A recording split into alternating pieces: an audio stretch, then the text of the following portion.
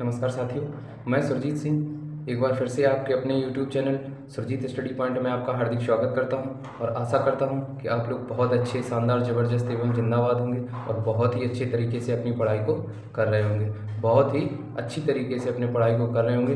तो आज हम आपके लिए प्रस्तावना का सेकंड पार्ट, जो कि पॉलिटी से एक पार्ट हम डाल चुके थे, पॉलिटी का सेकंड पार्ट है प्रस्तावना का सेकंड पार्ट, तो उसे लेकर के उपस्थित हुए हैं। तो समय ना लेते हुए वीडियो स्टार्ट करते हैं। अगर वीडियो अच्छा लगे, वीडियो का कंटेंट अच्छा लगे, हमारी मेहनत अच्छी लगे तो वीडियो को लाइक एवं चैनल को सब्सक्राइब करना बिल्कुल ना भूलें। और जैसा हम पढ़ा रहे हैं या जिस तरीके से हम आपको समझा रहे हैं, कैसा समझ में आता है, उसके लिए ज़रूर आप लोग कमेंट किया करिए, जिससे कि हमें आगे की क्लास बनाने में मोटिवेट हो सके। तो आइए समय ना लेते हुए अपने वीडियो पे चलते हैं। तो अपना पहला क्वेश्चन है अपना कि उद्देशिका, यानी कि पहला क्वेश्चन अपना कि उद्देशिका को किस संशोधन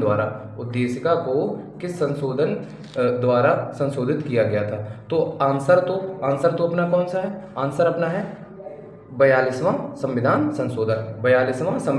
संशोधन के द्वारा किया गया था। अब जान लेते हैं कि किसने क्या शब्द बोले थे, यानी कि प्रस्तावना, जिसे ये लिखा है प्रस्तावना संविधान का अंग नहीं है, ये किसने बोला था? ये बेरूवाद समिति 1960 के द्वारा कहा गया था। और प्रस्तावना संविधान की आत्मा है, ये किसने कहा था? ये कहा था गोलकनाथ मामले 1967 में। गोलकनाथ मामला जो था 1967 का, उसमें कहा गया था कि प्रस्तावना जो है वो संविधान की आत्मा है।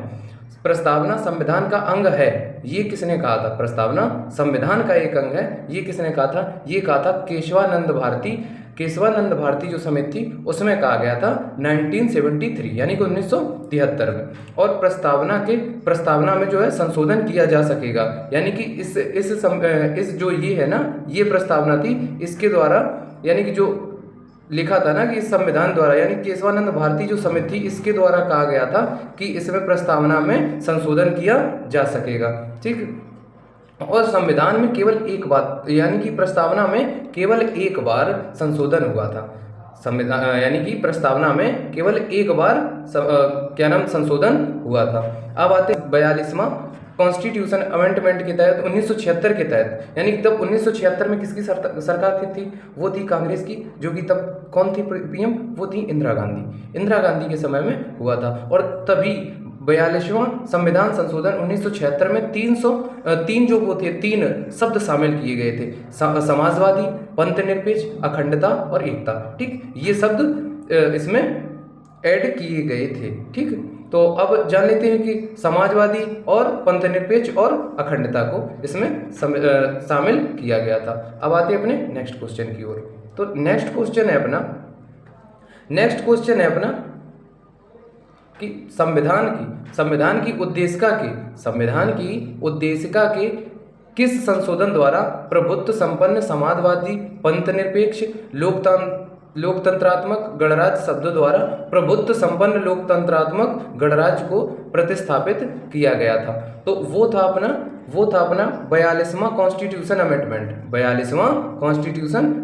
यानी कि 42वां संविधान संशोधन, जबकि संशोधन हुआ कब था? ये 42वां संविधान संशोधन था 1976 में हुआ था। और इसके ही तहत 3 जनवरी 1977 को ये शब्द जोड़े गए थे। और ये शब्द जो थे ना, प्रभुत्व संपन्न, लोकतंत्रात्मक और गणराज्य, ये जो शब्द जोड़े गए थे, ये मूल संविधान में थे। तो कब होंगे? ये 26 जनवरी और 1950 में, 26 जनवरी 1950 में ये थे। और जो शब्द जोड़े गए थे वो कौन से जोड़े गए थे? समाजवादी और पंथनिरपेक्ष, ये और अखंडता, ये 3 शब्द जोड़े गए थे। अब आते हैं अपने नेक्स्ट क्वेश्चन की ओर। नेक्स्ट क्वेश्चन है कि किस संविधान संशोधन के द्वारा पंथनिरपेक्ष तथा समाजवादी शब्दों को उद्देशिका में शामिल किया गया था?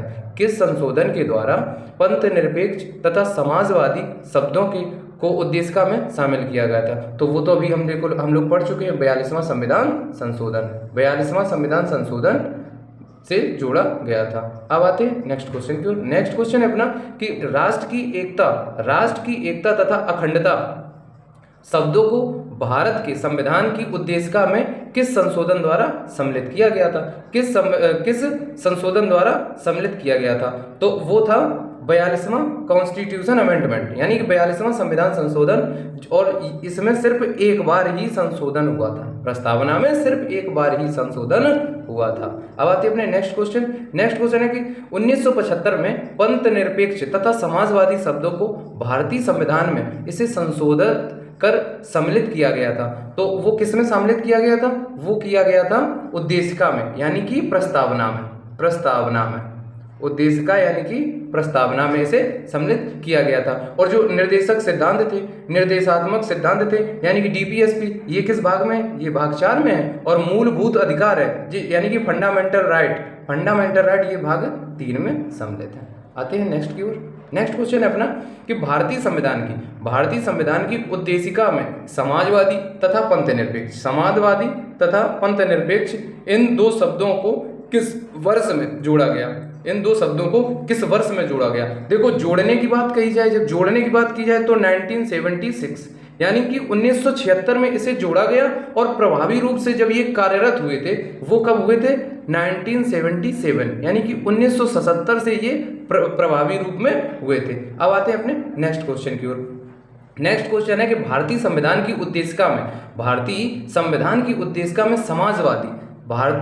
उद्देशिका में समाजवादी शब्द को कब जोड़ा गया? तो ये कब जोड़ा गया था? 42वें संविधान संशोधन की धारा 2 के द्वारा। 42वें संशोधन की धारा 2 के द्वारा। अब 42वें कॉन्स्टिट्यूशन अमेंडमेंट 1976 के द्वारा, और ये सरदार पूर्ण सिंह समिति के द्वारा मौलिक कर्तव्य में इसे जोड़ा गया था। ठीक है, अब क्या था? और इसे यानी कि 42वें संविधान संशोधन को मिनी कॉन्स्टिट्यूशन भी कहते हैं, यानी कि छोटा संविधान भी इसे कहते हैं। नेक्स्ट क्वेश्चन है, भारतीय संविधान की उद्देशिका में पंथ निरपेक्ष शब्द को किसके द्वारा समाविष्ट किया गया था? तो आते हो, वो अपना आंसर क्या है? आंसर अपना भारत के संविधान के 42वें संशोधन द्वारा। ठीक, अब क्या था? भारत के संविधान के प्रथम संशोधन के द्वारा क्या हुआ था? इसमें क्या हुआ था? 9वीं अनुसूची जोड़ी गई थी, किसके द्वारा? रमेश थापर के द्वारा। और इसी के द्वारा SC/ST का आरक्षण भी, SC और ST के आरक्षण की भी बात की गई थी, वो चक्कम दोराई की अध्यक्ष उसमें क्या नाम मामले के हिसाब से। ठीक है, और भारत के संविधान के 15वें संशोधन में हाई कोर्ट HC यानी कि हाई कोर्ट के न्यायाधीशों की अधिकतम आयु 60 वर्ष से बढ़ा करके और उसे कितना 62 वर्ष कर दिया गया था। 60 वर्ष से बढ़ा के 62 वर्ष कर दिया गया था। नेक्स्ट क्वेश्चन है अपना कि भारत के संविधान की उद्देशिका में क्या है, यानी कि क्या निहित है? तो वो क्या निहित है? समाजवादी शब्द को उद्देशिका में 3 जनवरी 1977 को प्रभावी रूप से 42वें संविधान संशोधन द्वारा सम्मिलित किया गया था। और आया कब था? 1976 में, और प्रभावी रूप से कब हुआ था? 1977 में। अब आते हैं अपने नेक्स्ट क्वेश्चन की ओर। नेक्स्ट क्वेश्चन है अपना कि निम्नलिखित वादों में से किस वाद में यह कहा गया है कि संविधान की उद्देशिका संविधान का अभिन्न एक क्रियात्मक भाग है? तो वो कहा गया था केशवानंद भारती बनाम केरल राज्य 1973। और जो मिनर्वा मिल्स वाद था, यानी कि डीपीएसपी को मूल अधिकार पर वरीयता दिया गया था, यानी कि इस समिति के द्वारा। और जो वेरुवारीवाद में 1960 में प्रस्तावना संविधान का अंग नहीं है, इन्होंने कहा था। किसने कहा था? वेरुवारीवाद में ये कहा गया था। और गोलकनाथ बनाम पंजाब राज्य, इन्होंने क्या कहा था? इन्होंने कहा था कि प्रस्तावना को संविधान की आत्मा कहा था इन्होंने। और कब कहा था? 1967 यानी कि 1967 में। अब आते हैं नेक्स्ट क्वेश्चन है अपना कि 42वें संविधान संशोधन अधिनियम 1976 द्वारा उद्देशिका में निम्नलिखित शब्द शामिल किए गए थे, यानी कौन से शब्द शामिल किए गए थे? 3 शब्द शामिल किए गए थे। कौन से थे? समाजवादी, पंथ निरपेक्ष और अखंडता। 3 ये शब्द शामिल किए गए थे 42वें कॉन्स्टिट्यूशन अमेंडमेंट एक्ट के द्वारा। अब आते हैं नेक्स्ट क्वेश्चन की ओर। नेक्स्ट क्वेश्चन है कि निम्नलिखित में से सही कथन का उल्लेख कीजिए। निम्नलिखित में से सही कथन का उल्लेख कीजिए, यानी कि उद्देश्य, इसमें ऑप्शन है कि उद्देश्य का संविधान का भाग नहीं है। ये किसने कहा था? वेरुवारीवाद जो समिति थी 1960 में उन्होंने कहा था। लेकिन सेकंड क्वेश्चन हमारा आंसर क्या होगा कि उद्देश्य का संविधान का भाग है और यह इसके बुनियादी ढांचे से संबंध रखता है। ये केशवानंद भारती ने कहा था। और उद्देश्य का संविधान का भाग नहीं है किंतु संविधान का एक परिचय पत्र है। ये किसने कहा था? परिचय पत्र ये किसने कहा था? N.A. पालकीवाला ने। ये देखो पहली क्लास में अपना ये क्वेश्चन आ चुका है। अब आते हैं नेक्स्ट क्वेश्चन की ओर। नेक्स्ट क्वेश्चन है कि भारत के संविधान की उद्देशिका में प्रयुक्त पंथ निरपेक्ष शब्द का अर्थ क्या है?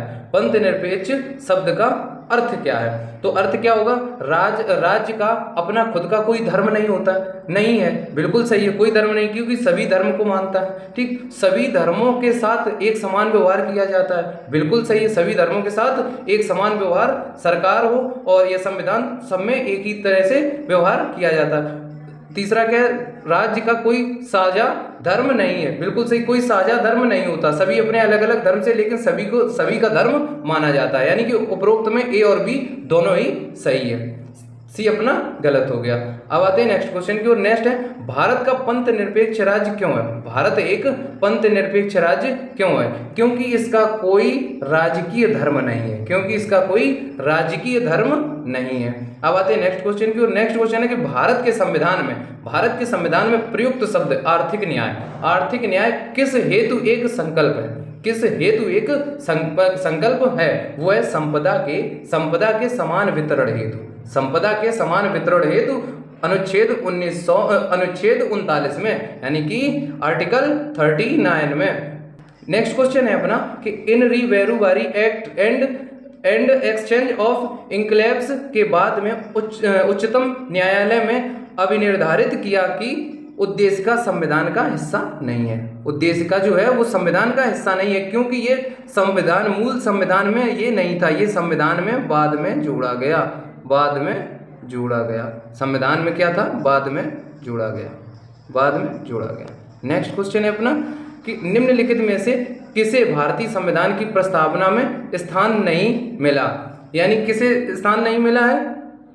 सभी के लिए शिक्षा ये एक स्थान नहीं मिला है। अब आते हैं अपने नेक्स्ट और आखिरी क्वेश्चन की ओर है, वो है अपना कि निम्नलिखित में से किस मामले में जस्टिस हिदायतुल्लाह ने कहा कि प्रस्तावना संविधान की आत्मा है? प्रस्तावना संविधान की आत्मा है, ये शब्द किसने कहा था? सबसे पहले बोला था ठाकुर भार्गव दास ने बोला था। और अब क्वेश्चन क्या है अपना? क्वेश्चन अपना निम्नलिखित में से किस मामले में जस्टिस हिदायतुल्लाह ने कहा कि प्रस्तावना संविधान की आत्मा है और यह शाश्वत और अटल है? तो वो कहा था गोलकनाथ मामला 1967 में। आशा करता हूँ ये वीडियो आपको बहुत ही अच्छा लगा होगा, और अगर वीडियो अच्छा लगा हो तो वीडियो को लाइक एवं चैनल को सब्सक्राइब करना बिल्कुल ना भूलें। धन्यवाद।